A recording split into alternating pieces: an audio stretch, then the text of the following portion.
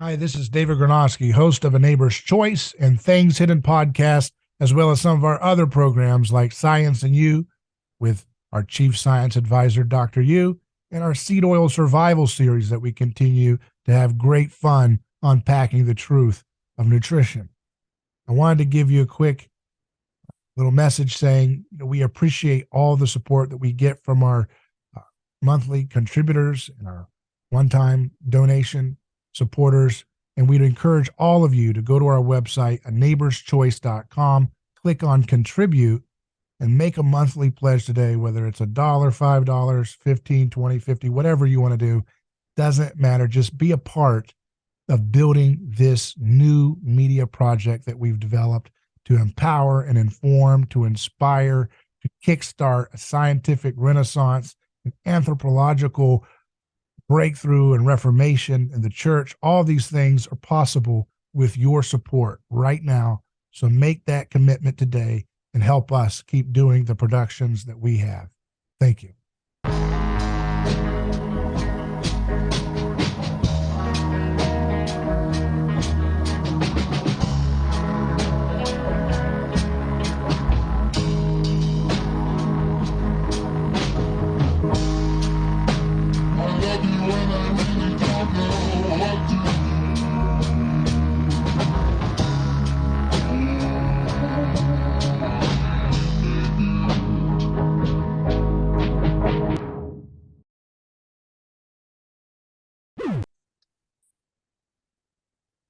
Okay. David Gornoski, what's up, buddy? It's great to be here, man. Happy New Year to you, and looking forward to talking to you today. Well, Happy New Year, man. Yeah. I listened to your Aaron McIntyre interview a couple like 2 weeks ago or something when I contacted you. And I think it was from a couple of months ago, but I had just gotten around to listening to it. And at the end, towards the end of the conversation, y'all started talking about history. And I was like, ooh, I want to talk to David about that because it sounded like you might have had a little bit of a difference of opinion with Aaron. Not to say Aaron's completely wrong, but he was talking about the cycles of history, and Yeah, you kind of gave him a little bit of pushback, and it made me think of something I heard Jonathan Pajot mention, which was that history is not only cyclical, but it's also linear, which makes it a spiral. And right. it sounded like that's kind of what you were getting at. Am I Yeah, close? yes, that's my view. I didn't know Peugeot had that view too, but that's good to know because it means we're headed to the same direction, maybe. Um, but yeah, history begins in the garden and it ends in the city, so things are going to move towards progress, right? Hmm. And Jesus talks about the first shall be last, and the last shall be first. And he talks about he would do greater things than me. His first miracle is one in which the best wine comes at the end of the wedding party, and wedding parties are always associated with comedy and classical antiquity. And comedies always have a good ending. They don't end in a tragedy, right? So history is going somewhere, and it's going in the direction that Jesus is taking it as the king of history, as the greatest man who ever lived, at the very least, one could argue. And then, of course, as Christians, we'd say he's also the link between God and man. Um, and and yet, history is, thought by a lot of traditionalists to be a cyclical thing, nothing new under the sun style, like Solomon. Right. Solomon was wise for his time, but he's not as wise as Jesus. History's going somewhere. And so there's this kind of paradox in which it has a cyclical nature, it rhymes, but it also is actually headed somewhere. So I remember I was in a meeting with somebody trying to describe this to somebody, and I did the like a squiggly, like you're doing cursive, that Right. curly cube just keeps going up, and then it's not like a perfect line up. It's like sometimes the curly Q could be bigger and it could have a big dip and it kind of goes down, but the general trend is going up, and up in the sense of more bringing heaven to earth, right? The unseen world being manifested into the seen world. And, a lot of people talk about theosis as a personal thing. And I think theosis needs to be thought of more as something for the world, for reality and history itself. Jesus creates history. So Christianity is what births the concept of history as a discipline in the first place, in a sense of being able to set aside your preferences and your biases for your own in group to objectively account for the bodies wherever they lie, including what your in group may have contributed to a conflict. So therefore, Christianity births the concept of history itself as a discipline. Now, of course, it's very hard to set aside all of our biases, assumptions, and presuppositions, and so forth. But the idea of history as a vocation, as a calling that one should aspire to practice, is a Christian discovery in our world. And then Christianity is also that which creates the concept of the future, that there's a future that is better than the past and that one can get there. Yeah, and I think it was you that I had talked about this before, because you mentioned that it starts in a garden and ends in a city. And I know that it's tradition within the Orthodox faith that that Christianity retake the creation from pagans. A story of this is whenever John and Mary, John the theologian, the Saint John, and Mary were on their way to Greece, and they came to Mount Athos, and there were the pagan temples all over the mountain, and the pagan temples crumbled as the Theotokos approached Mount Athos. And that's how the monasteries ended up beginning on Mount Athos. And so it's that retaking, so that Cain being the creator of the city, and God taking back that creation from Cain and from that bloodline of Cain, fits right in to the ideas of orthodoxy. And so does reading like biblical text, whether if you start in the Old Testament, you read to the New Testament, you can read it in a spiral form. An example I would use of this is let's say the first time we meet Jesus in the Bible, he's in a food trough, and now every Sunday we meet him in a chalice. Yeah. A little bit of an upgrade. Right. Nicer restaurant. Yeah. Yeah. No, that's good. I like that. The food trough to chalice concept is cool. I like that. Yeah, I mean, it's when you also look at like the way like legends. So you have like legends, and those are more recent storytelling devices compared to like myths, which are more ancient. So like legends are kind of like a transitionary fossil to history, and legends are like a mix between myth and like what we would consider like a modernistic telling of objective story and reality. So like the legends, there's a legend of in Switzerland, in the Gothard area, which is where there's this massive tunnel that they created for EU distributions of goods. It's the largest tunnel ever created. It was a big event. They announced it 2015, 2016, or 28. I can't remember exactly the year. I wrote about it. But the that area in Switzerland, there's a legend. Well, there's an old story about how let's go back. So in mythology, it's human sacrifice. In a kind of fable legend, it's you have to have the devil demands a human sacrifice in order to pass through the mountains that he owns in that area. And then the Christian legend that comes out later as the area in Switzerland becomes Christianized.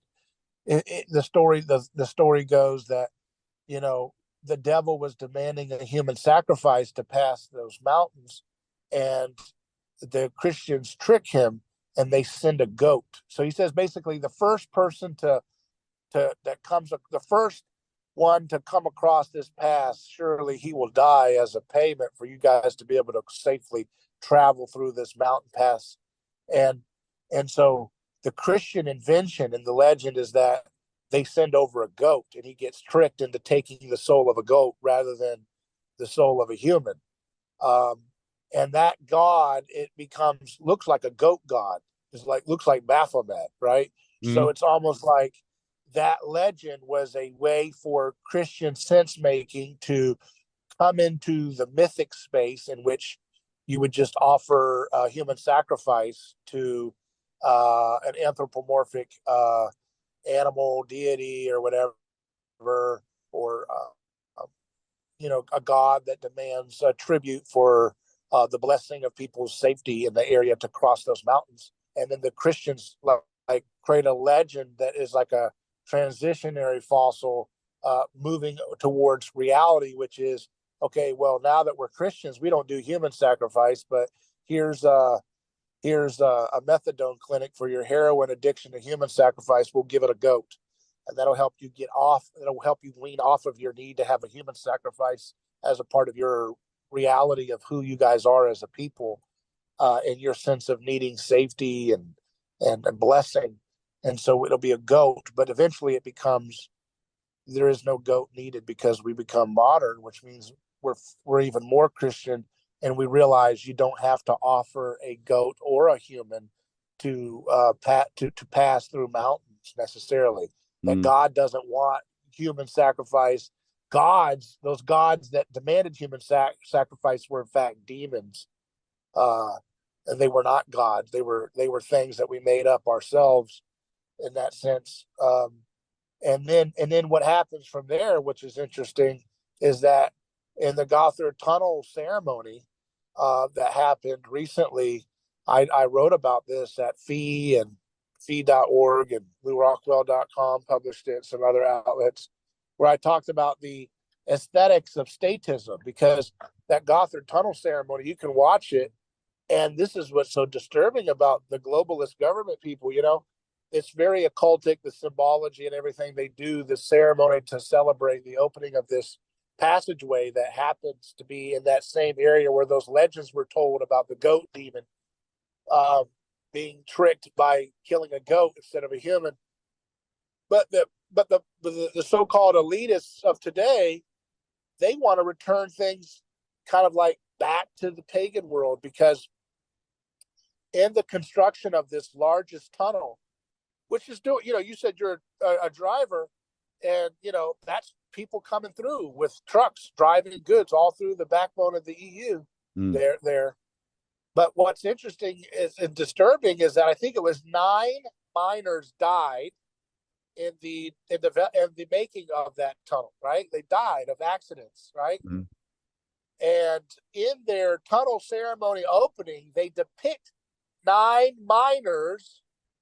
And they show them dying, and then they show their souls making love to a demon, a Baphomet demon, who's mating with these souls. These are real people. So imagine you have a family member who was a miner there, who was a part of the construction of this pass, of this tunnel, and the people, the big shots who are celebrating this tunnel, are openly talking about and depicting your loved one's death as a tribute sacrifice that is to be mated and mounted by a goat demon as a form of payment and tribute for the blessing of this grand EU project.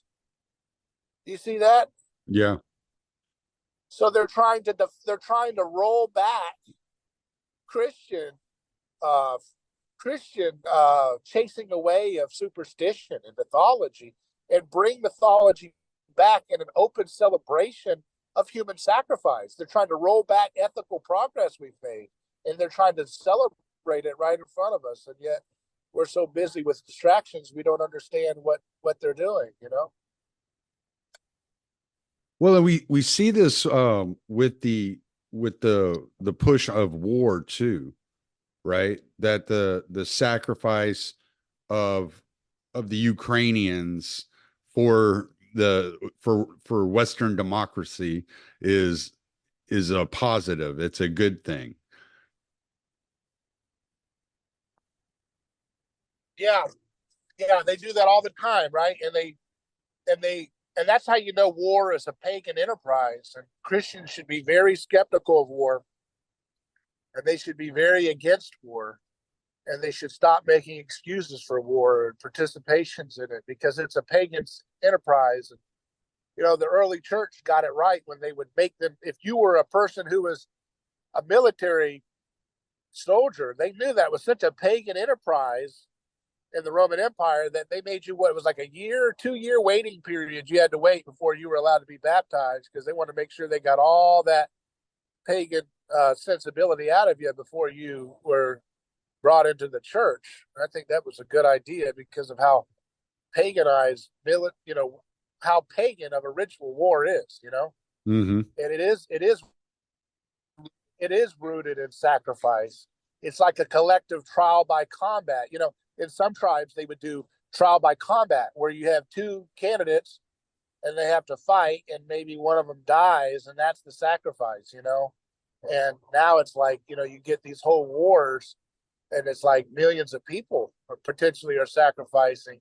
And it's so sad that our country is run by people that have the same moral framework of Emperor Palpatine from Star Wars. He was so gleeful when he could get family members like Anakin Skywalker and Luke Skywalker, daddy and son, to be killing each other. He was so excited at the end of that movie, Return of the Jedi. He was just gleeful and smiling. He was so excited. He was getting off on all that familial fighting, right? And it's so sick that these wicked losers at the top of our governance, they just get off on seeing Ukrainian and Russian family members killing each other, and destroying each other. And it's like, no matter who you vote for, that's the Emperor Palpatine position of the folks running our government, and that's God has no place for that. You talk a lot about utilizing technology from a Christian mindset to create the good.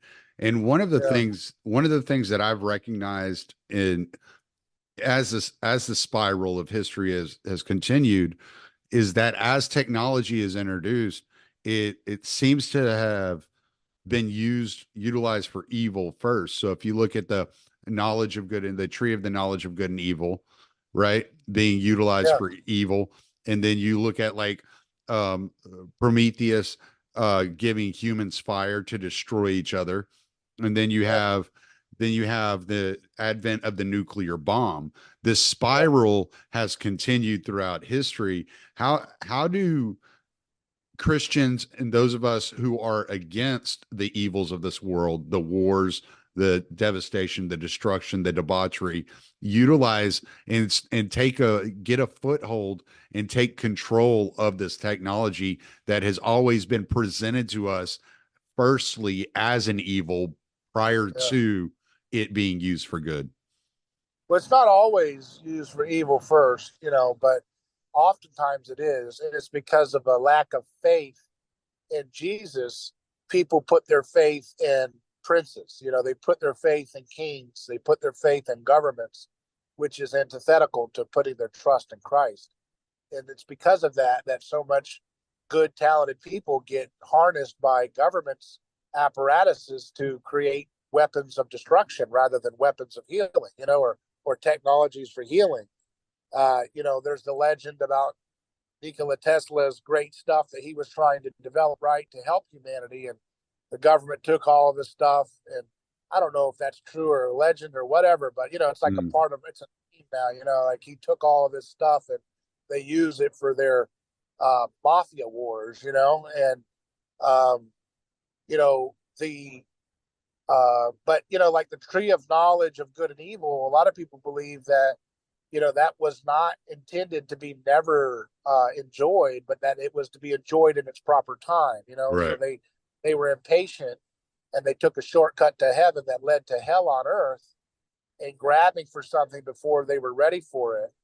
And that's kind of the impulse that we have. Oh, we know how to do a bomb. Let's go, we think we know how to interact with atoms and split them apart. Well, let's use that to, murder lots of people in Japan, civilians, rather than, using it to create energy that would be pollution free and unlimited potentially. But how do you break through that? I mean, it just means you have to have people who are willing to do those innovations outside of the world of oligarchic multinational corporations and government. And they have to be willing to lay down their life as a martyr potentially to get those technologies through the finish line so that the public can have access to it. And actually, if you think about it today, talking about the spiral of history, we're now at a point in which a so-called Tesla could bring radical breakthrough technologies that could liberate mankind using the power of social media, right, to get that information out like never before. Like if the legend was correct that Tesla was trying to create, and if he was actually onto something that, and everybody has, they kind of blow these things up bigger than they are sometimes, but let's say a Tesla back in those days had a way to get energy that was off the grid and everything. If he was able to live stream every day, like a video blog, his work in Colorado Springs, you know what I mean? And if he was able to live stream it to Twitter followers and YouTube followers, and, other people were reacting to it and also documenting it and live streaming it and all these different little redundancies, you could get that information to the public so that if you whacked him, if you killed him, other people could replicate it because they'd have enough of an idea to figure out how to do it themselves. And so no army can stop an idea whose time has come, right? And for Hugo, so this idea that media technology can be harnessed to aid radical technology in the world of physical atoms is a really cool idea that Christians should think about. How to make sure that all these different nodes of disruptive forms of distribution of information could be used as a protection mechanism for folks who are willing to lay down their life in various ways, whether it's literally or whether it's, being scandalized and called everything in the book and persecuted. And remember, when Christ says you will be persecuted, it doesn't mean you're going to be persecuted only by the globalists and the leftists. You may be persecuted by the Christians, because I got to tell you, my friend, every time I talk about these things to Christians, not every time, but there's always a strong vocal voice that says, oh my goodness, the Antichrist is going to do that. It's like, what are you talking about? So you're going to get a lot of conservatives and traditionalist Christian types who are going to try to burn you at the stake, thinking that you're the Antichrist because you cured cancer, instead of reading their Bible straight and realizing that your job when you're redeemed in Christ is to serve your fellow human beings and to go hard in the paint for the glory of God on earth. You're not supposed to be a freaking loser sitting in a closet saying, oh my goodness, it's no hope, no hope, no hope. That's not the point of salvation. The point of salvation is to save the world. You know what I mean? I'm so tired of this defeatism, man. That's why it's a psyop that Christians have made themselves, Stupid. It's stupid as can be. It's not even the biblical thing. It's a sin to believe in that stuff. It is missing the mark. You're missing the mark of the Bible when you believe in anything good that's going to come is going to come from the globalists. Oh my goodness, don't take it.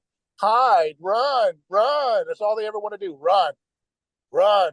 And even the ones that want to do innovations, it's always like, we're going to hide in a little mountain pass. We're going to create our little utopia, like Galt's Gulch or something like that, like, some secret little, we're going to have little hoverboards, but only us and our little Christian trad sourdough bread making wives are going to be able to have hoverboards. Nobody else gets to have. It's like, what is this stupid stuff? That's not Christian. We're the universal religion, man. We're the ones that are with the new man. We're the new Adam. What are we supposed to do if you're the new Adam? Start with the word that sounds like Adam. Adam. Make something with atoms, Yeah. Get out there. We're made to be, participations in the image of God to create reflections of his beauty and glory through art and tool making. And tool making should not be something that we're afraid of. And just because a lot of dum-dums have used tools to use violent purposes, so what? You're going to sit there and let them keep doing it? Or are we going to get our heads out of the sand and start acting like Christians for once? You know, Christians should be willing to die to bring cures for cancer. Christians should be, that's what we're called to do as martyrs. You know, it's like we look back at the old martyrs and we're like, oh, that's what it means to be a martyr. Well, that's what it meant to be a martyr back in that particular time. Right. And it may come back. I mean, in North Korea, you get martyred in a similar fashion as the early church martyrs were martyred. Right. You know, I believe in Christ. Okay, kill you. You know, but today's martyrdom is going to look differently from that. You know, it's not going to be the same thing, and it's not going to be a universal, you know, way. But my point is just that when that church movement, the way was starting, you know, the way in which you got martyred or sacrificed by wicked people was simply by saying, hey, you don't need to like pray to that idol. You know, God is not found in that idol. And, you know, and Jesus is the Caesar. Jesus is the Son of Man, you know, not Caesar. Stuff like that. That got you tortured and murdered. Today, we're in a different period. Because this goes back to the topic you asked me to talk about, history. Today, we're in a different period in history. You know, it's 2,000 years since then. What you will be martyred for now is bringing a cure that's so cheap for diabetes that you can scale up. You will be arrested. You will be indicted. You may be, you know, accused of every kind of heinous crime. You might be 50 Me Too accusations because you cured diabetes without having an expensive pill that costs $10,000 to take, and therefore you need insurance. You know, you might do something so disruptive that you're going to get persecuted and slandered. And Jesus said, blessed are those who are persecuted for my sake. And that might include Christians and trad people. They might take power, and then you're the Christian trying to solve diabetes, and they're going to say you're a leftist, globalist pig or something and put you in prison for that. You're still being persecuted for Christ's sake. So, you know, especially if your heart is devoted to the service of your fellow human beings, you know. So we're in a different period in history. So the way in which we'll be martyred may not be the classical sense. It may be like you get martyred because you're doing anti-gravity, and the left calls you a misogynist, you know, and the right calls you consorting with devils or something, you know. Yeah, they did that to Jesus. They called Jesus a tax resistor. They called him a sorcerer. You know, it sounds like a conservative critique, doesn't it? Well, most of his critiques are from his right, I guess, so to speak. That's kind of bad way to say it, but it's conservative reactionary critiques of him. One of the things you made me think of when you were talking about being martyred for coming up with a cure for diabetes or cancer was Jesus being accused by the Pharisees whenever he healed on the Sabbath. Yeah. You know, exactly. But you and Father That's Turbo had a really interesting exchange about the martyrdom and the type of pain that could be coming your way if people were to act the way that you are, that you're enthusiastic about. And I really thought that was a really interesting exchange that y'all were having. And Father Turbo saying, you probably will be killed. I'm not telling you not to do it, but you probably will be killed.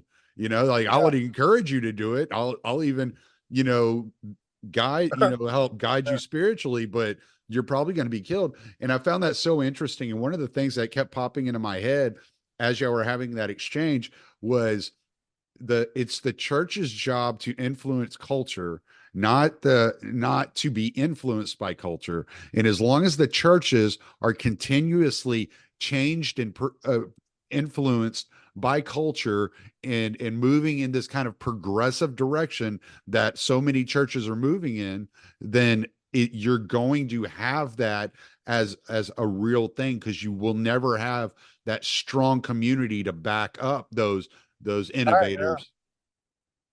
Yeah, and as long as you have traditionalists and conservative Christians believing that Jesus is not saving the world, and that anybody who claims that he is a globalist sellout, then you're never going to get anything done either. You know what I mean? So it's like they're so defeated they haven't read their Bible. They've been reading their newspaper more than their Bible, so they believe that because see, like that's where you got to understand history. If we're on a slight downward slump right now in our particular country, so it looks like a downward movement for the last 100 years or whatever, in terms of societal cohesion and family unit or whatever. I'm not even saying that it's true. I'm just saying if that's how it feels for people, that's, you're not seeing the big picture. You're only seeing your little microcosm scale. You don't see that we're going to swing back up and we'll be in a bigger, better position in that spiral upwards than we were before, and I just don't believe that, think about this for a second, right? Isn't it interesting, that everybody always talks about like traditionalist Christians and conservatives talk about like, oh yeah, and I'm not even saying that. No, Father Turbo is actually one of the more open-minded, he's got more of a nuanced take, which is why I had him on, right? He's going to be more nuanced, like because he can have that dialogue with me. But a lot of folks who are more on the other side, on the extreme, which is more of the common traditionalist view on this, would be like, if you can't do that because they're going to kill you.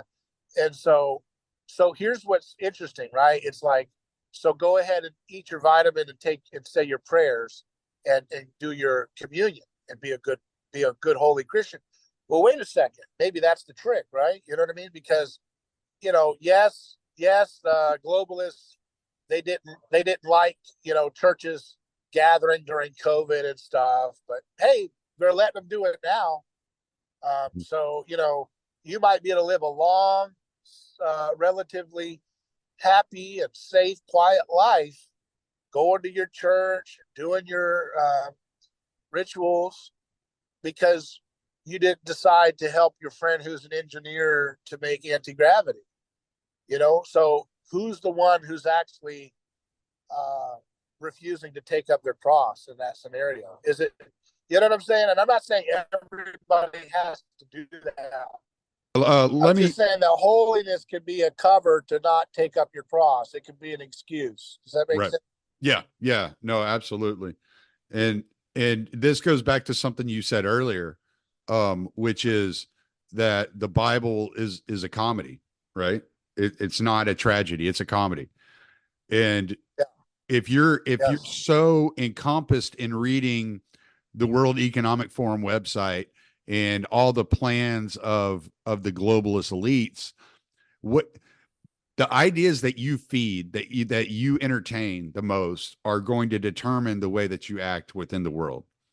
And so if you're so engaged in that negativity and refuse to, and at the expense of the gospel and the scriptures that have been handed down to us, the gifts that have been handed to us, then you are going to manifest those negative events within your life. But that doesn't mean that that's the right way to do it. Yeah, maybe you should know about the negativity that is going on in the world, but that is not where not every ounce of your energy should be utilized to focus on that. And I did that for so long, just focusing on the globalists, focusing on how terrible the wars are, focusing on all this stuff, and letting that negativity fester and build inside of me. Right. No, you're right. It's where your mind focuses on, that's what you're gonna become more and more like, and that includes people that you don't like in your conscious mind. Unconsciously, if you're focused on them all the time, you'll become like them. Be careful who your enemies are. You'll become like them. That's a quote from Rene Girard. So if your enemies are, those people, then you're going to take on their fear and their obsession with power or their obsession with control. You're just going to talk about how they have total control. That song by Oliver Anthony? They got total control, right? Yeah. Isn't that how he said it? So that total control, you're going to be so obsessed with how you don't have it that you become a loser because you're obsessed with how you have no control. And then you feel like the guy when you're having a meal with you feel like a guy who's got no control over your life. Yeah. Right. And you're full of resentment and bitterness. It leads to depression, malaise, drug addiction, alcoholism. All these things stem off of what you're feeding yourself. Yeah. So my call to action is like the redemption of the blue collar mind, the blue collar man, really, I'm calling for all little Teslas out there. Come on, let's go. And we'll bring everybody together. And we're going to get into start tinkering around with ideas, bring all, and you're going to have a lot of snake oil people. You're going to have a lot of fraudsters, and you got to learn how to sift through those. But we need to have people who know how to make stuff to get out there and start, we need to have American Idol for anti-gravity engineers. We need to have an American Idol. I don't mean as a TV show, but I mean like a traveling talent recruitment drive, like find these people because you know where they're at. A lot of them are sitting there drinking beer and doing nothing with their life. You know what I mean? Because they feel like the elites have total control on some island somewhere. That whole thing. They sit there, they're dreamers, but they've lost their belief because they don't believe in the Bible. Even though they go to church and they take their communion, they're not acting like Christ. When you take communion, you should be more like Christ. You should be less like the elites have total control. And your dollar ain't nothing, right? So, you know what I'm saying? That if you're going to whine about it all day, then you're going to drink your tears or put your tears in your beer and you're going to sip it and you're going to do nothing. You're going to switch from Bud Light when your boys tell you to switch back to Bud Light. You ain't doing nothing. Meanwhile, you got talent unlimited, but you never step out and get into your garage for energy devices. You know what I mean? It's like, and then you come up with a million excuses. They always say, "Oh, they're going to kill you if you do it." You know what? That's the same thing, the mindset of the slaves on the plantation. Yeah. The slaves would say, "Hey, don't leave." That's what we're all saying. That's what we say. We say, "Oh, don't create anti-gravity technology, don't, because master's going to kill you if you do." Yeah. But isn't it interesting, Tommy, how like all the guys who could do the most to change our world are the ones that are stereotypically.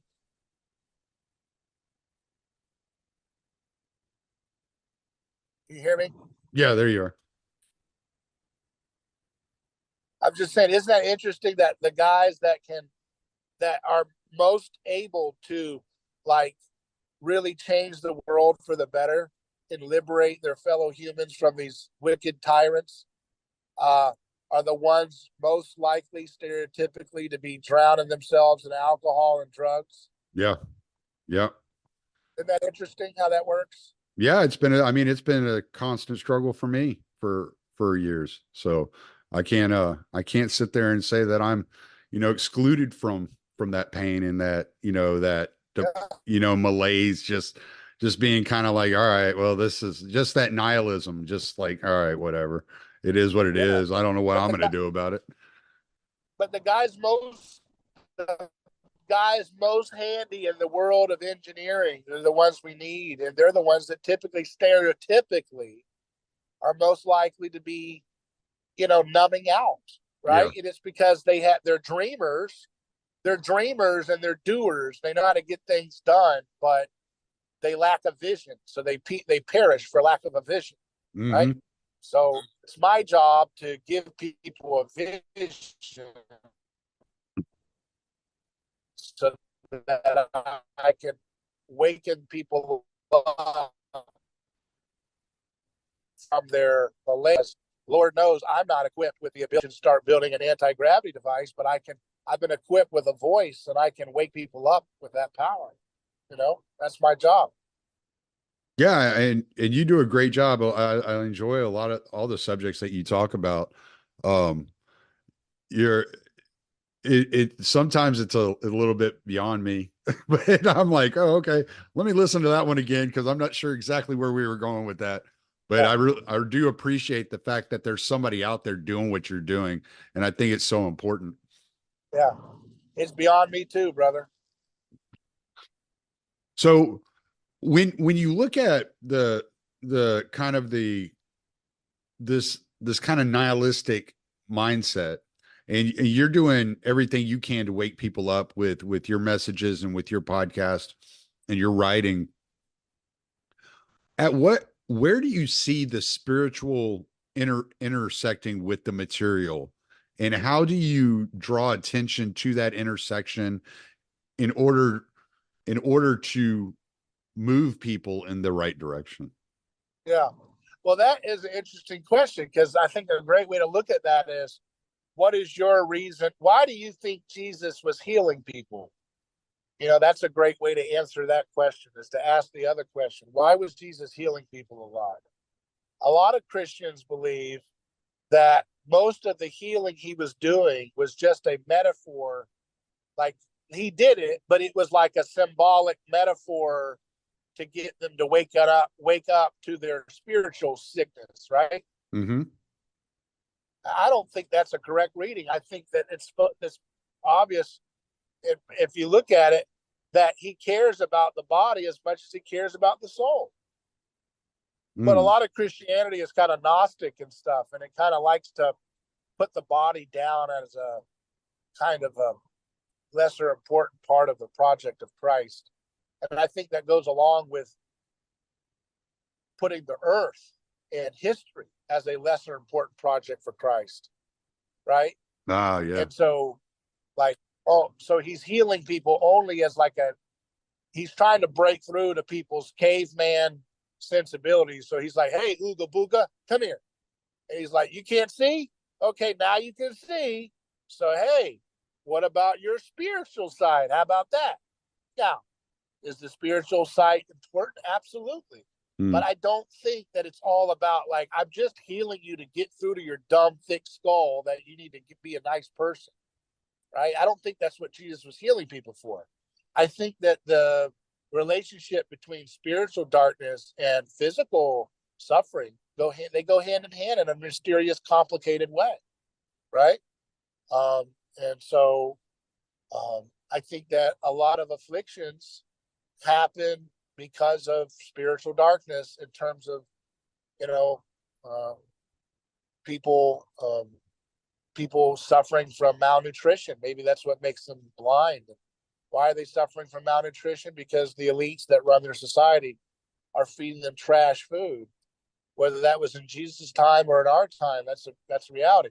Now, that doesn't take away from the fact that you will have, sometimes people have illnesses because they fell down the stairs. They became deaf. I mean, they became blind and deaf because they hit their head too hard on the stairs. So there's sometimes that are just going to be freak problems, that don't have any, connection to wickedness in high places and principalities. Sometimes you just fell down the stairs, and sometimes, but then when you look at the fall and the idea of the corruption of our cells, that's what causes them to go out of control and create things like cancer. But when you see Jesus walk on water, that's our way of taming nature. And that includes the out of control cellular division that is cancer. Learning how to tame that wild water and walk on that water that is cancer is something that God cares about. And he doesn't care about it just because it's a metaphor to get you to be spiritually clean. He cares about it for in and of its own sake, because he loves this world and he loves the people that he made in it. And he loves everything about what he sees us, our potential, what we can become, And so when he's healing your eyes, it's not just a metaphor for your spiritual blindness. It's also because he really likes your eyes. And he really likes you being able to see. And he thinks that's a wonderful thing, that you get to enjoy that. Yes, I really, nice? Yeah, I love that. And I want to kind of focus in on a couple of things because you got my mind reeling, and what you're saying makes a lot of sense to me because it's something I've been thinking about. He loves So us. He's a loving father. Let's stop with this. Like, sorry to cut you off, but no, just you're think fine. about it. He loves us he's a loving father. Have we forgotten that? Yeah. Have we forgotten that and made him an algorithm of holiness points in the sky? Mm. What about the fact that he just loves that you can see? I mean, God, if you had a son that was blind and you could heal him, wouldn't you be delighted at loving of the colors? Or would Mm-hmm. you just be like a freaking holiness algorithm in the sky that says, son, now you can see. Now this allows you to see how wicked you were when you're mean to your sister. What? That's not how a loving father is, right? A loving father is happy that your son can see. Right. Why Yeah. did we forget that? Why do we forget that? And all denominations. I don't care what your denomination is. We have forgotten that. You Yeah. know? Well, and if you look traditionally, like into the history of the way that it was read, the afflictions were entered into the world along with death after the fall.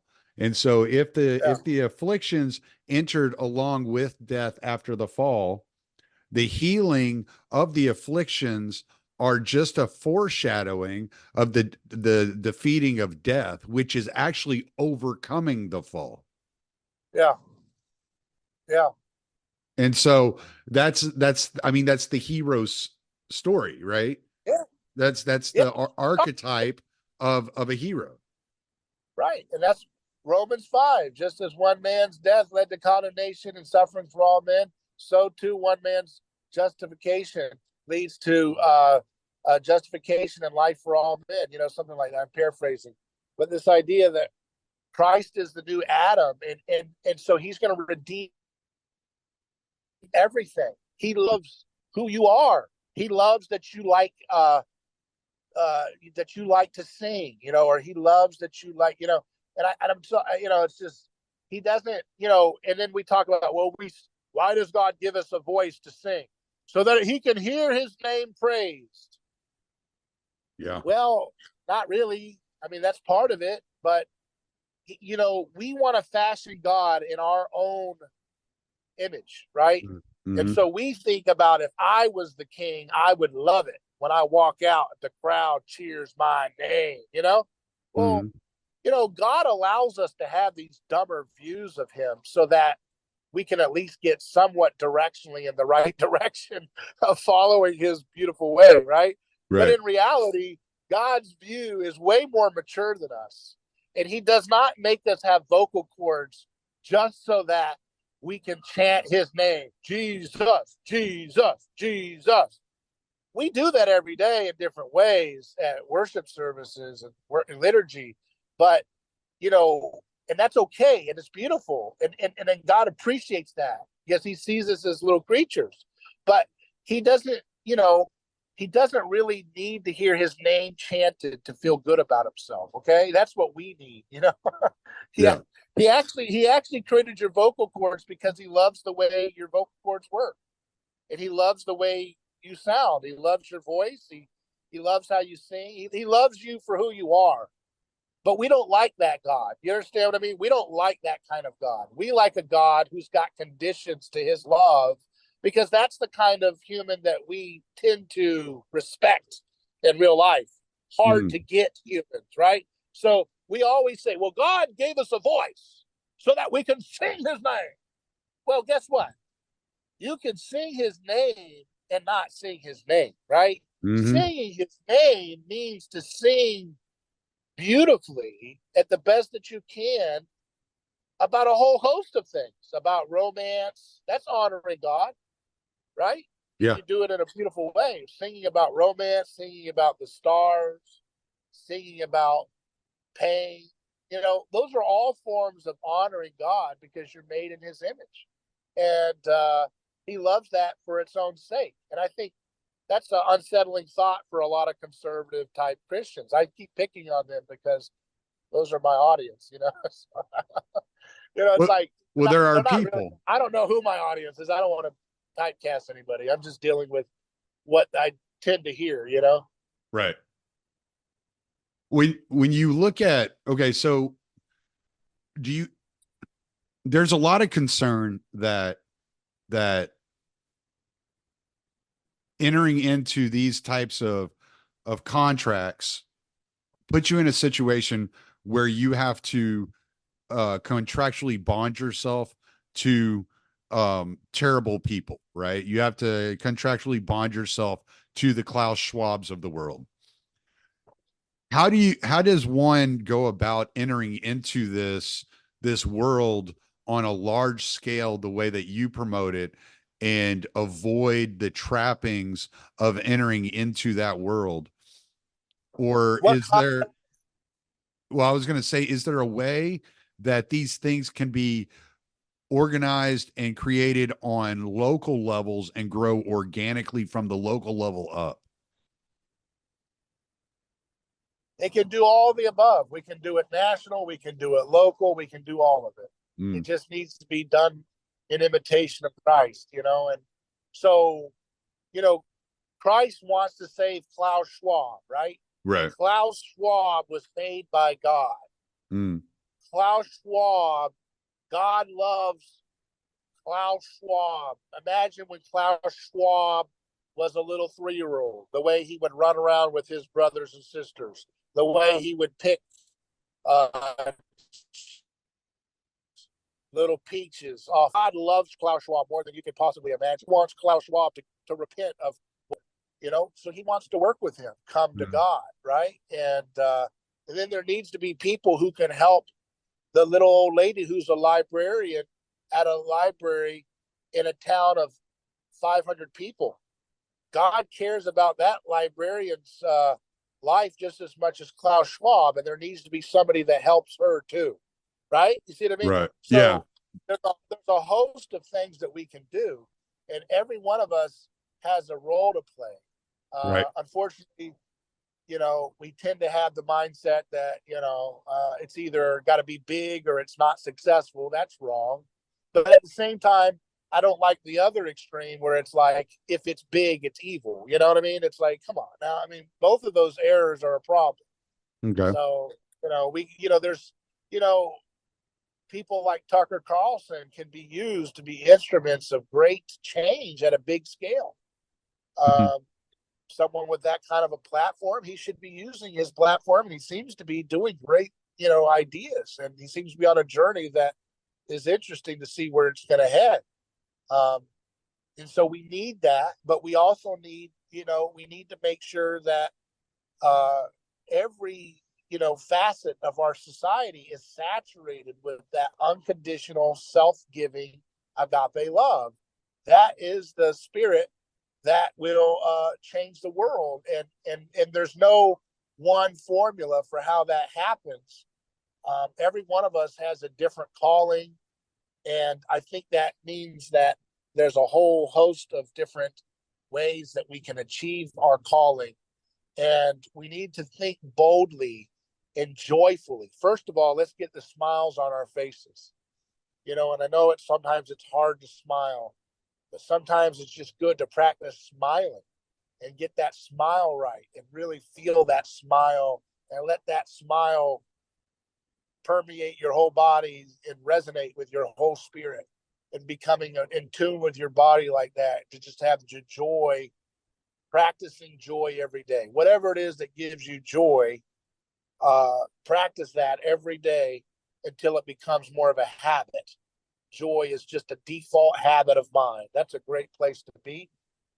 And that means you got to learn how to get people who are negative, you know, to not be around those people if they don't want to, you know, practice joy with you. You got to separate a little bit sometimes. But that doesn't mean you should be judgmental, because, you know, we all need to look in the mirror. But, you know, practicing joy is the first step. I don't see any conservatives really practicing a lot of joy in the public square.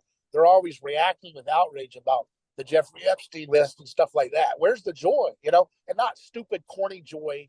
That's not really joy, like corniness and stuff like that. It's dumb. And cheesiness is silly, to be like fake, but just like truly having joy and realizing that the world is alive with potential and that our job we're to be explorers, we're to be discoverers. And I keep hitting the greatest hits that I'm interested in, but there's a lot of stuff that I just don't even think about.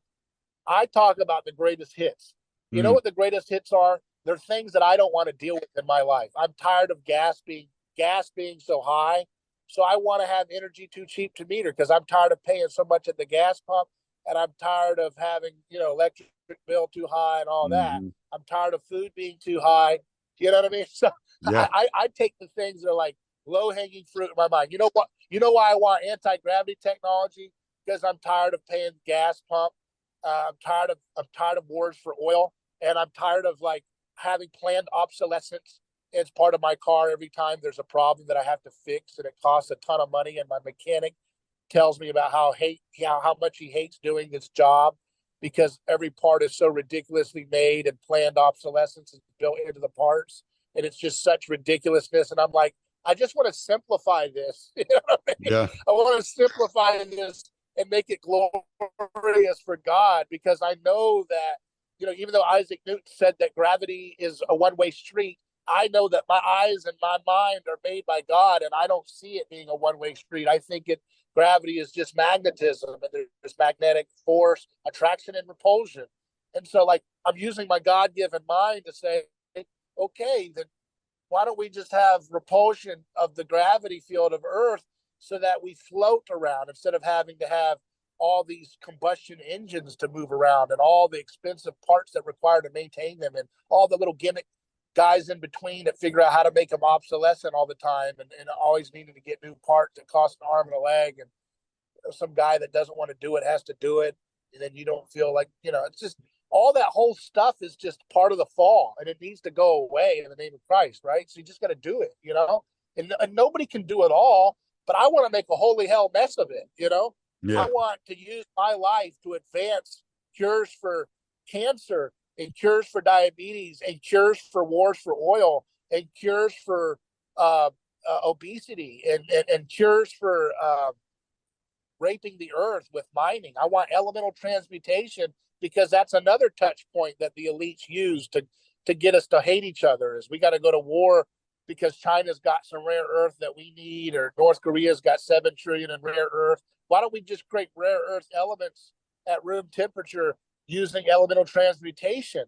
And that's stuff that you can research and learn about and think about how to do it and not be scared. And if you're scared because you're going to get hurt, then, get the proper training so that you do it so you don't get hurt.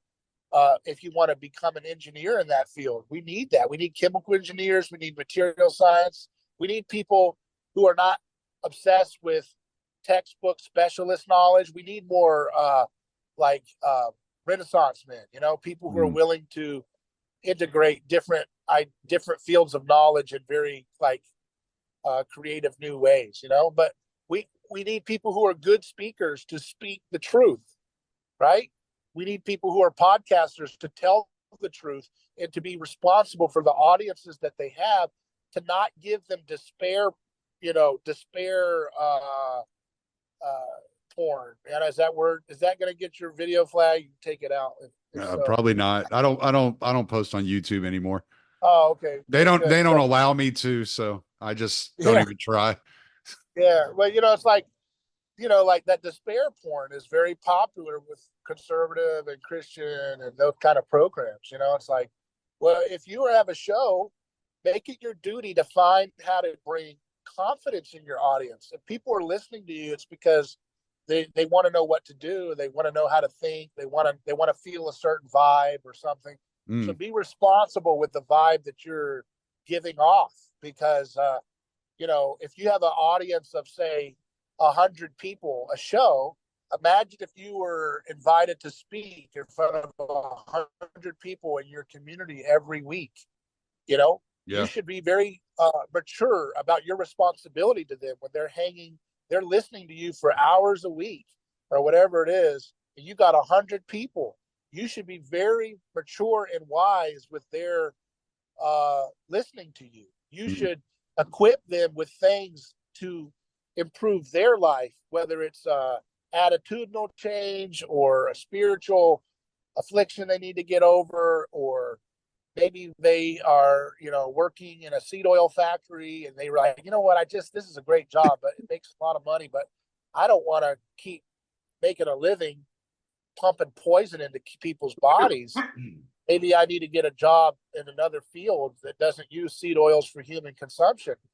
You want to inspire people to get up out of the couch, get up out of the boat and walk on water, and be very conscientious about the vibe that you create, because it's very easy to attract a crowd when you're selling them despair and anger. Okay. Let me tell you, I would be a much more, popular, successful on the metrics of numbers host if I had sold despair and anger. Okay. Despair, anger, detachment, those are popular vibes that make you a lot of money right now, because a lot of people, they want to watch mimetic models that reflect despair and confirm their need to have despair, or they want to watch models that reflect cool detachment, like I'm just above it all, I just above it all. It's nothing bothered me. It's all, it's that's kind of like nihilism a little bit, but like detachment, like, there's just, we're just above it all. Yeah. And then you got the ones that mimetically use their program to sow anger, and those emotions are very hot right now. And it's like, you can make money selling detachment, you can make money selling anger as a vibe that you give off, or you can make money selling despair and fear. It's hard to make money saying, hey, you can create anti-gravity, because what does that do to the audience if they feel intimidated by a message of hope and action, right? Because it's like, it's not entertaining.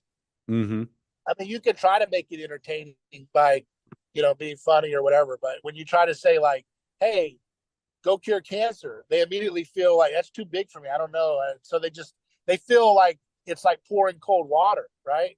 Pouring cold water on their life, right? Because they've been told you're not good enough to cure cancer because you don't have an oncology degree. Right. So that you're pouring cold water, you're waking them up to reality. You're pulling them out of the matrix. If you sell them fear, you're keeping them in the matrix because they're afraid all the time. The matrix wants them afraid, and you're just the reactionary or Christian version of that fear feeling, right? So you're keeping them in the matrix.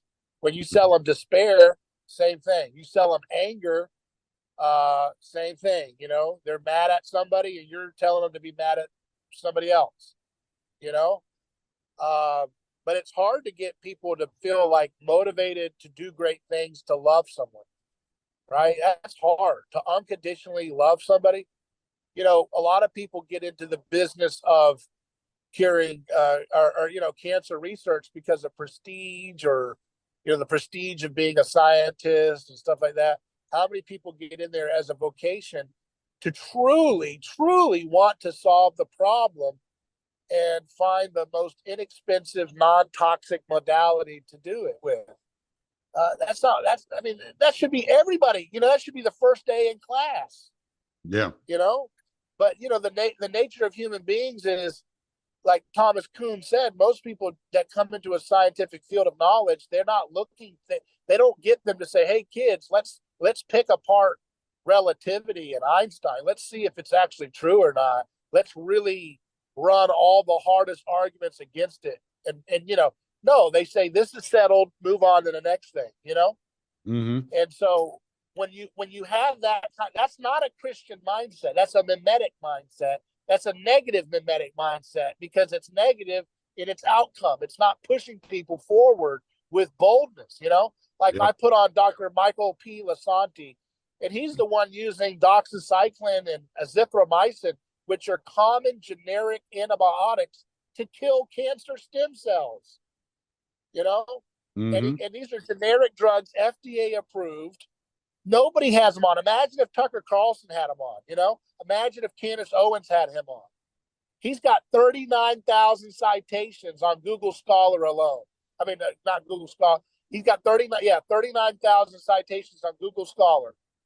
So if you want credentialism, he's got that for you if you want Right. that. Yeah. And he's using antibiotics to kill cancer in breast cancer patients and all kinds of stuff. He's got another one. He's always working on stuff. But why is that not the top story on Fox News? Right. Why is it always Epstein and all that stuff about, that's important that comes out, but that should be the side story. The main story is what humans can do. But everybody who gets into cancer research is told to stay in the paradigm of immunotherapy and all these really expensive drugs that require patents to make them, have their research funding paid back. And then they require these massive patents to make a big profit margin that's, only there because of the patent. So the whole paradigm of medicine is patently absurd. It's all based on patents. It's not based on, like, if you're a Christian going into oncology, you should be like, okay, Christ compels me to really challenge anything in the textbook. Not that because it's in the textbook, it must be wrong, but just that because humans are mimetic, most likely things that are told to be untouchable in the textbook could be wrong, right? That could be is the starting point of a Christian oncologist's mind if they're actually imitating Christ in their vocation. That's why we need to have every thought captive. Every thought we have is captive. When you go to church and take the Eucharist, it should help you figure out how to think like Michael Lasanti to use antibiotics to cure cancer. Yeah.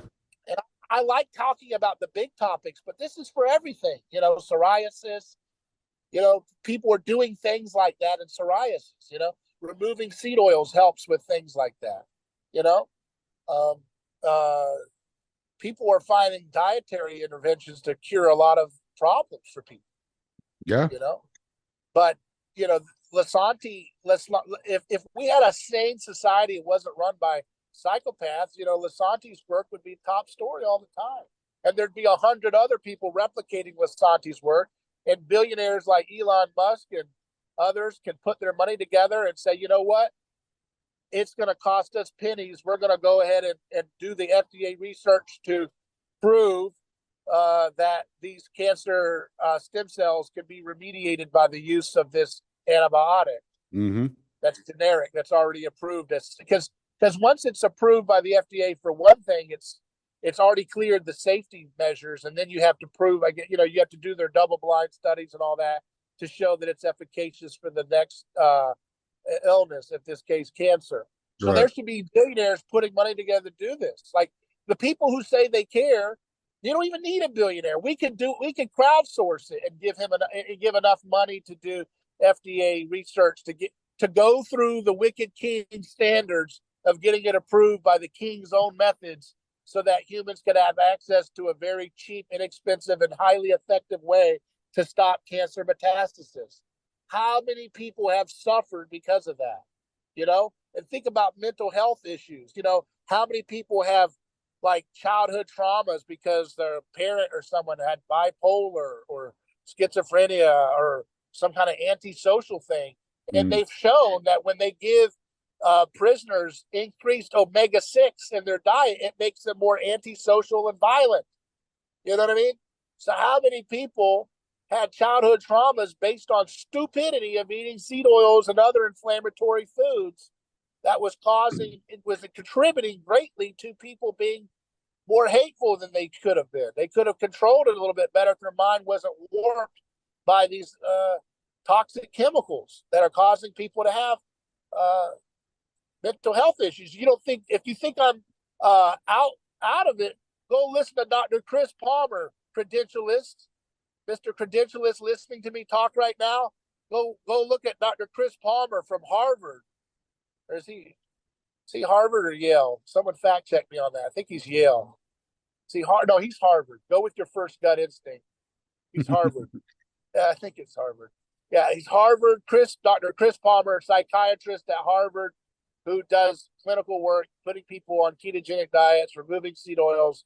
He can put schizophrenia in remediation, So how many people maybe suffered from a bipolar family member doing hard times with them that could have been remediated with dietary information. So Christians, when you go to church, everybody, it should be a huddle session with your priests and your leadership. They get you communion. They get you they lead the worship, right? Mm-hmm. And then afterwards, it should be a huddle session. Okay, Bill, you're a home builder. How can we glorify home building and get those prices down so people can afford it with quality materials? What are you finding? Bill says, I don't know how to use a computer. You say, hey, Ted, you're a young guy. You're really good with computers. Go find out all the latest technologies Bill can use in his home building to make houses cheaper, make them more beautiful, make them more glorious to look at, whatever. You know what I mean? Right. It should be like a huddle session for redemption and beauty. You should go to your, hey, Sally, how's it going over there? Yes, my deli's doing well. Hey, Sally, did you get rid of that soybean oil on all your chicken salad yet? I'm working on it. I got a new type of, we're gonna be emulsifying olive oil. We're gonna use olive oil based mayonnaise now. Thank God that one deli can give you good chicken salad and tuna salad without giving you crap. Yeah. You know what I'm saying? Then you go to the next guy. What are you doing, kid? I'm cutting grass. Good. You remember not to use that Roundup on people because that's giving people tumors. Thanks. You can use this instead. You know what I mean? You go to the next person. How do we glorify the human race? See what I mean? Mm-hmm. You go to that painter, say, man, you're painting beautiful paint. How can we help you get better paint? You know what I'm saying? How can we showcase your art at the exhibit? One of the things I'm hearing what you're saying is it's leading slaves out of slavery into the wilderness, like Moses did, right? Yes. And remember, they went out into the wilderness, and it wasn't long before they were like, man, we had it better in Egypt. We had it better as slaves. And today, we're not necessarily physical slaves, but we're slaves to our passions. We're slaves to the materialistic world around us. And people don't want to give that up.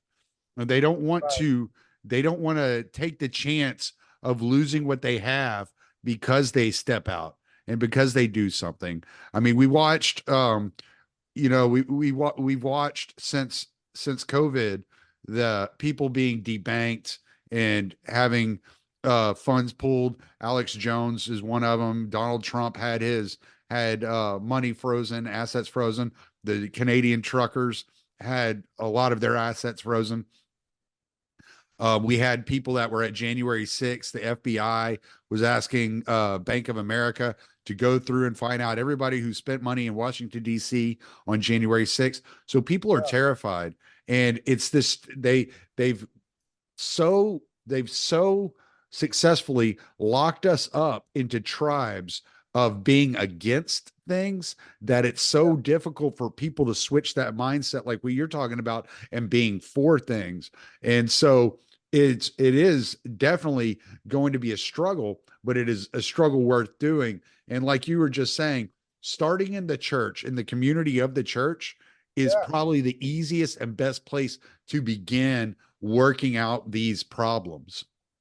Yeah, and don't wait for your pastor or priest to do it for you, because you might need, because his job is not to do all those things. He should, I mean, in theory, but it's not really the expectation. The expectation, if he's doing his job, is to make, just like Jesus said, you will do greater things than me, then your pastor or priest, being a symbol of Christ, should make all of his flock want to do greater things than him. Right? And that same vocation, right? So that's kind of like how that's supposed to work. But, we just want, we want the easy route, and we want like you said, I like that we are more excited about being against things, Mm-hmm. That's so true. We want to be against things rather than for things. And that's why it's so easy when I talk about anti-gravity for people to say, well, the Antichrist is going to give it to you. Well, I mean, that's not if I do it first. Exactly. And not if churches do it first. Why aren't churches doing this? Why aren't churches having a lab for little Teslas? When I call it little Teslas, I mean little young people right now. Right. They're 17, 18, 16, 15. whatever, man. Like, there's some geniuses out there. Get them inspired. Don't stop letting them play Minecraft all the time. Put that Minecraft brain to a freaking science experiment, and do it at your church. Have it, have it crowdfunded by all those ties and donations, and I'll think about all the money they raised for Republican politics. Imagine if that money went to funding these types of stuff to make housing more affordable. So you say, we don't need government or big corporations. We figured out how to make, housing more affordable. And then you have politicians that are Christ sanctified, and they're over there reforming some of these codes and zoning laws to be more freedom oriented so that people can afford to build homes. Because, see, they always use the guise of, because Christ beat Satan, he always, the evil always has to use the concern for victims as the occasion to do corruption. So like zoning laws and building codes and stuff that governments mandate oftentimes have a good intention or something attached to it. Like, well, we're protecting you from a dangerous building. But what that is actually the cover story. The reality is to protect a guild that's fat cat oriented from having disruptive people be able to build their own homes, right? Right.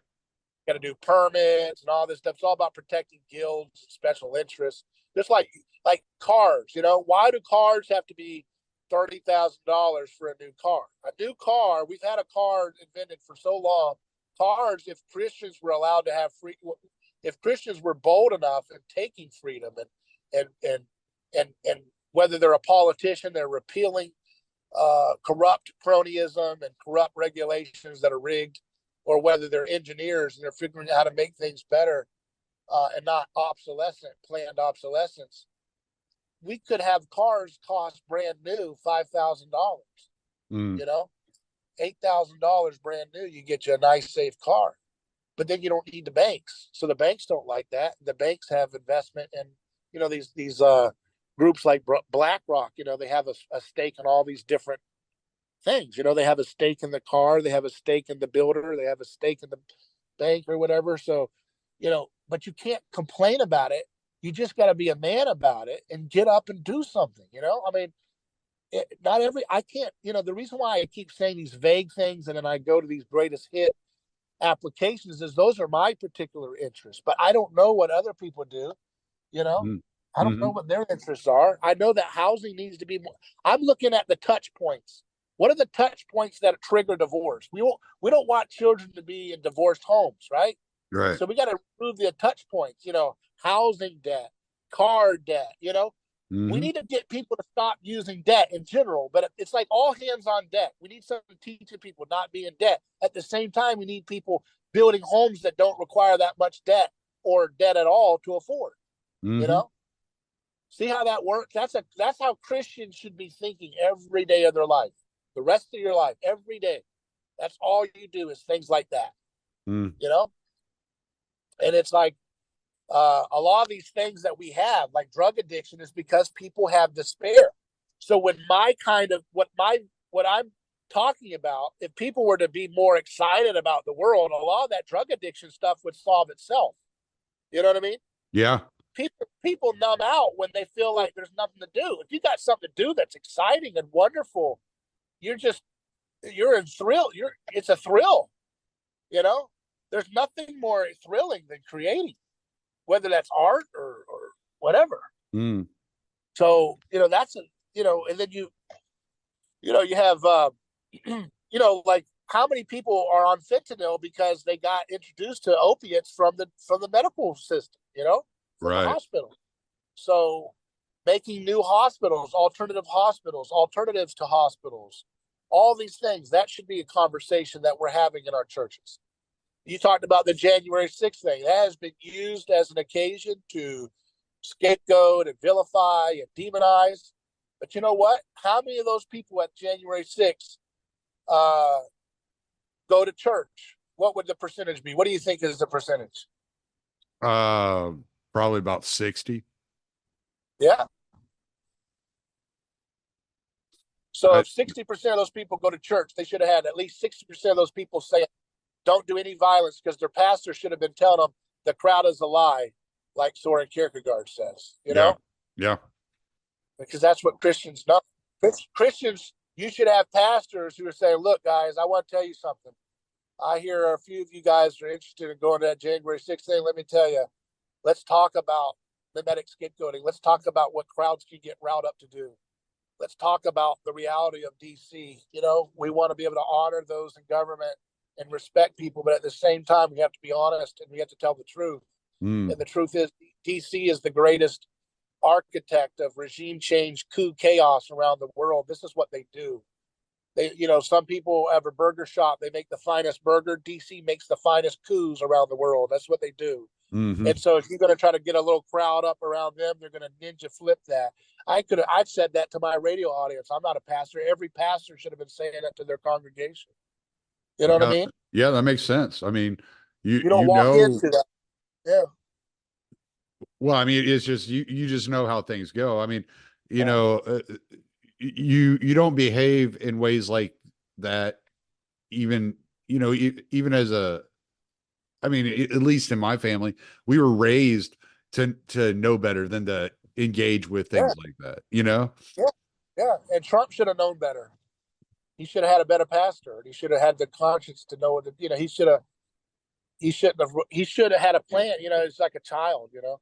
I have to say, I don't care what people say, man. I mean, he's like to whip up people into that kind of outrage, and maybe that the outrage was justified or not, I don't know, but to whip them up and send them in front of a city where their most famous invention in the last 100 years is how to successfully overthrow governments around the world. Right. You're asking for them to ninja flip that on that movement. You know, they're gonna Aikido flip that right on their tails, and that's exactly what they did. The only saving grace was they're rather incompetent and they didn't clean up all their trails, you know? Right. But they're not that incompetent, because to this day, you know, half the country still believes those people were literally trying to overtake the government, you know? Yeah. Like I always say, and see, I'll practice what I preach here. I'm not just criticizing it. I've always said that instead of doing that mass rally on January 6th, Trump should have laid in the street with a silent protest, prostrate, face on the ground, face on the road, in the middle of the road. You know what I mean? Yeah. It's silent protest. You could have his guys and stuff, you know, a Secret Service or whatever, like block off a part of the road, and he could just lay there with his suit, with his red tie on the side, and protest like a prostrate, like something weird like that. And people would be like, what the heck? This guy is the loudest mouth we've ever known in politics, and he's silent, and he's speaking nonviolent language. He's speaking non-resistance. And that would have shook the foundations of DC. Boy, you better believe it. That would have shook the whole world if he had done that, man. That would have shook the world for generations, because nonviolence is more beautiful and more powerful because it's from Christ. Violence and crowds are from humans, and that's why they're dumb and they don't work. See what I mean? Right. No, so you're absolutely right. So that one move could have made our situation in our America so much better. So do you see what I mean when you talk about local things you do versus national things? That one national choice, if he had someone like me in his ear, said, hey, instead of all this stupid stuff they're doing, let's just do this. And he's going to be like, no, I'm not going to get on the ground. What are you doing? That's weak. That's weak. And then I'd have to sell him and explain to him how that's powerful. Nonviolence is powerful because Christ is king, not you, buddy. You didn't set the rules, bro. You can talk about how much you like generals, but they don't mean nothing. Look at what Christ does. And this is your chance to redeem this moment and if he, I mean, even from a cynical perspective, he'd have 80% approval rating right now or something. You know what I mean? It would be huge. He wouldn't be coming in with half of his indictments are related to January 6th of that stuff. Yeah. You see what I mean? If he had just turned the other cheek strategically, even didn't have to even mean it. I mean, he should mean it, you know, in that sense, but even from a cynical perspective, he could have like had like a fraction of the indictments dealing with right now and a fraction of the bad vibe. And you can say, well, he would never do it or whatever. But I mean, I don't believe in that kind of fatalism. I think people are flexible and I think people can do things, you know, Oh yeah. Yeah. they can change on a dime, you know? Yeah. Yeah, for sure. Well, we've been going for a while. You want to plug what you got to plug?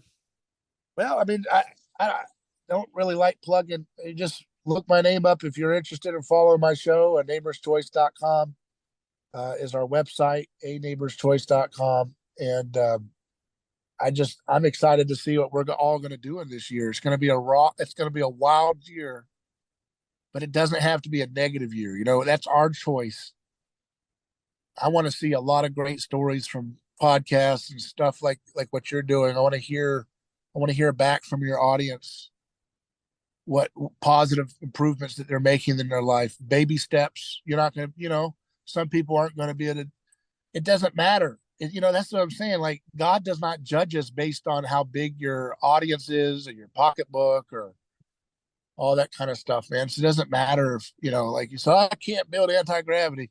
You know what you do what you do great. And if you don't want to do anything different, that's fine. But just really have the flexibility of thought to consider what you could do better in your life and how you can help someone. Maybe you can find somebody online who's building anti-gravity or cures for cancer and chip in $5. Just make, you know, you have to have discernment. But I believe that the Holy Spirit is a powerful discerning force in the world, right? And if you ask for his discernment, he'll give you discernment so you don't get caught up in the latest scam or, you know. I heard somebody say the other day that they don't know what their calling is in life, but they know they want to make the world a better place. So randomly during the day, they'll lay their eyes on somebody, like, you know, at a store or something like that, and they'll just say a quick prayer for that person. And then, like, I believe that goes out into the universe, up to God, and that changes the dynamic of the world. And if everybody were just to start doing that once a day, you know, just once a day, it would change so much, even if it's just your attitude, but your attitude would then spread to those around you. That's right. So, And that's why when Jesus' ascension takes place, it doesn't literally say that he floats up in the air. It just says that his disciples had their eyes up in the sky, right? right. So he could have just like disappeared right in front of them. You know what I mean? Like he could have just like got into a different dimension or reality right in front of their eyes, and then they're looking up in the sky like, did he just fly up or what? And the angel says, why are you guys looking in the sky? Get to work. You know what I mean? Yeah. Which is that same concept of like, stop looking up as if, you know, he's just another pagan deity for you to say your prayers to because he likes to hear his name chanted, and then he might be nice to you. But look straight in front of you and get to work. You have things to do.